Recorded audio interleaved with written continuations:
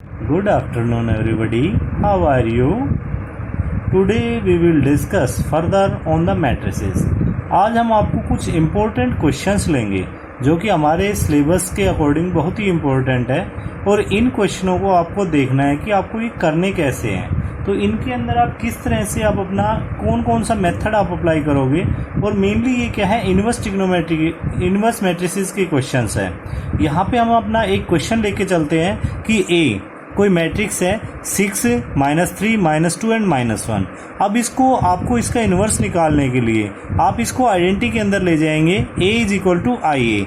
आई क्या है, यहाँ पे आइडेंटिटी मैट्रिक्स है। क्या है आपकी आइडेंटिटी मैट्रिक्स ऑफ 2/2 की, क्योंकि ये 2/2 की मैट्रिक्स है तो यहाँ पे भी हम 2/2 मैट्रिक्स लेंगे।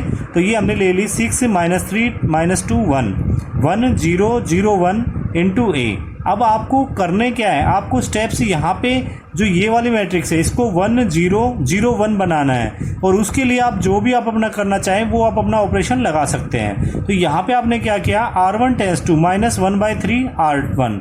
तो ये देखिए इससे -2 आ गया, +1 आ गया। -2 और 1 तो ऑलरेडी नीचे था ही, तो अब ये दोनों रोज क्या हो गई, आपकी आइडेंटिकल हो गई। अगर आइडेंटिकल है तो मीन्स आपका इनवर्स डज नॉट एग्जिस्ट है। तो आप इसमें क्या लिखेंगे, 2 rows are identical so that A inverse does not exist. तो यहाँ पे हमारा ए इनवर्स एग्जिस्ट ही नहीं करेगा, ये हमें पहले ही देख लेना है। अगर मान लो हम रो ऑपरेशन वगैरह लगाते रहें और लास्ट में रिजल्ट आए कि इनवर्स एग्जिस्ट करता ही नहीं है तो वो हमारे पास दिक्कत आती है आपकी। तो अब आपके पास है नेक्स्ट क्वेश्चन, यहाँ पे आपके पास मैट्रिक्स दे रखी 3/3 ऑर्डर की। तो ये 1 3, ये 16 नंबर क्वेश्चन है आपके एक्सरसाइज का 3.4 का। 1 3 -2 -3 0 -5 2 5 0। तो इसको भी आप इसके equivalent a is equal to I A रखेंगे। रख लिया। अब हमारे पास क्या है कि आपको देखना है कि आपके पास ये 1 0 0 0 1 0 0 0 1 ये आपके पास है। तो आप इसमें ऐसे ऑपरेशंस लगाइए कि हमारे पास इसको यहाँ पे तो 1 रह जाए। तो यहाँ पे 1 है हमारे पास ऑलरेडी, तो हमने 1 अपना, इसका कोई रोल नहीं है हमारा। अब हमारे पास इसको 0 बनाना है, इसको 0 बनाना है। तो इसको 0 बनाने के लिए -3 को 0 बनाने के लिए R2 tense to R2 + 3 R1 और R3 tense to R3 - 2 R1। तो ये जब आपने अप्लाई किया तो ये हमने ऑपरेशन अप्लाई किए, इसको R1 को एज रखा और R2 tense to R2 + 3 R1। ये 0 हो गया हमारा और ये 3 3 से 9 हो गया और ये 3 2 से 6 -6 और -5 -11। इससे हमारे पास 0 -1 और 4। तो इधर हमारे पास सेम टू सेम जो ऑपरेशन आपने इस वाली मैट्रिक्स पे लगाए हैं वही ऑपरेशन आप इस पे लगाइए। तो जब इस पे ऑपरेशन लगाते हैं तो ये -3 हो गया 1 0 और ये हमारे पास -2 0 एंड 1। आपके पास ये प्लस आएगा आपका। इसके बाद आपके पास आपको क्या करना है, नेक्स्ट स्टेप पे जाइए कि आपको यहाँ पे 1 बनाना है, यहाँ पे 1 बनाना है। तो यहाँ पे 1 बनाने के लिए हमने क्या किया, R2 tense to R2 + 8 R3। आपने R3 को 8 से मल्टीप्लाई किया और R2 के अंदर जोड़ दिया तो यहाँ पे 1 आ गया आपका और ये 21 आ गया। तो इससे ये -1 और 4। अब यही सेम ऑपरेशन आप इस साइड भी लगाएंगे तो ये हमारे पास -13 1 और 8 -2 0 एंड 1। अब R3 tense to R3 + R2, हमें इसको 0 बनाना है ना। मैंने आपको क्या बताया था, सबसे पहले इन दोनों को 0 बनाएंगे, फिर यहाँ पे 1 लेके आएंगे, इसको 0 बनाएंगे और इसके बाद इसको 1 बनाएंगे और फिर इन दोनों को 0 बनाएंगे और इसको 0 बनाएंगे। तो यहाँ पे हमारे पास आपके पास R3 tense to R3 + R2। तो जब आप इसको यहाँ पे लेके गए तो ये हमारे पास क्या आ गया 1 3 -2 और ये हमारे पास 0 1 21 0 0 और 25। इससे आपके पास इधर सेम साइड यही सेम ऑपरेशन लगाया और अब आपके पास यहाँ पे ये भी 0 आ गया। अब बचा क्या आपके पास, एक तो ये 25, तो हमने कॉमन ले लिया इसमें। तो कॉमन लेके इसको अपने को हम सोल्व करेंगे और आपके पास यहाँ पे 1 आना चाहिए। आपको ये 1 बनाना है 25 कॉमन लेके और यही सेम ऑपरेशन इसमें लगाने हैं और फिर ये दोनों ही 0 बनाने हैं आपको। आपको एट लास्ट यहाँ पे 1 मतलब आपको आइडेंटिटी मैट्रिक्स लानी है 3/3 ऑर्डर की। ठीक है जी। अब हम चलते हैं नेक्स्ट क्वेश्चन पे। यहाँ पे हमारे पास ये मैंने कंप्लीट नहीं किया है, आप लोगों के लिए छोड़ दिया है, आप लोग इसको कंप्लीट करेंगे। अगर नहीं होता है तो आप मेरे को बताएंगे।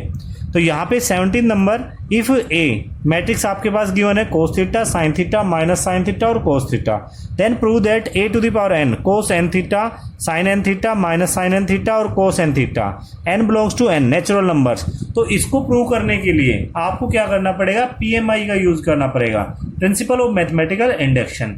उसके अंदर हम क्या करते थे, आपने 11th क्लास में पढ़ा हुआ टॉपिक है। 11th क्लास में आप लोगों ने क्या किया था कि आप एक बार 1 के लिए प्रूव करते थे, फिर k के लिए अज्यूम करते थे और k+1 के लिए फिर उससे आप प्रूव करते थे। वही हम इसमें करेंगे।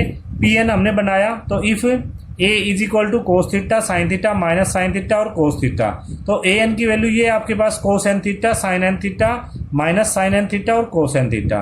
तो 1 के ऊपर हम देखते हैं, ये हमारे पास a ही बन जाता है आपके पास, तो it is true for n is equal to 1। अब आप इसको k के लिए लेके चलते हैं, n is equal to k, तो k के लिए हमने अपनी तरफ से प्रूव किया है कि ए के is equal to cos k theta, sine k theta, minus sign k theta और कोस के थीटा। अब n is equal to k+1, तो k+1 है हमारे पास, तो आपके पास a to the power k+1, ये हम क्या ले सकते हैं, a to the power k, ये ले लिया। अब हमारे पास a की वैल्यू है और a to the power k की वैल्यू है, दोनों वैल्यूज है, a to the power k की वैल्यू है, तो दोनों वैल्यूज आपके पास हो गई। अब इनको आप मल्टीप्लाई कीजिए, ये फर्स्ट रो फर्स्ट कॉलम के साथ, फर्स्ट रो सेकंड कॉलम के साथ, ये इसके एलिमेंट्स बन जाएंगे, कोस थीटा, कोस के थीटा और ये हमारा minus sine theta into sine k theta. Second आपके पास cos theta, sine k theta और ये हमारे पास साइन थीटा और cos k theta. Similarly minus sine theta और कोस के थीटा और ये हमारे पास minus cos theta into sine k theta. ऐसे ही आपके पास नेक्स्ट वाली से आपके पास sine theta, sine k theta upon plus cos theta into cos k theta.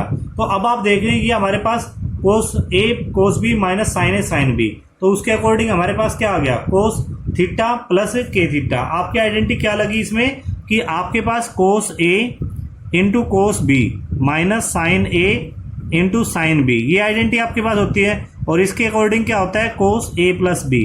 और अगर आपके पास साइन ए कोस बी और कोस ए साइन बी आपके पास ये है, तो इससे आपका साइन ए प्लस बी बन जाएगा, sine theta plus k theta. ऐसे ही सिमिलरली इसमें और ऐसे ही इसमें, तो इनके अंदर से आप थीटा कॉमन लेते हैं तो k+1 आ गया into theta, k+1 into theta, k+1 into theta और ये k+1 इंटू थीटा।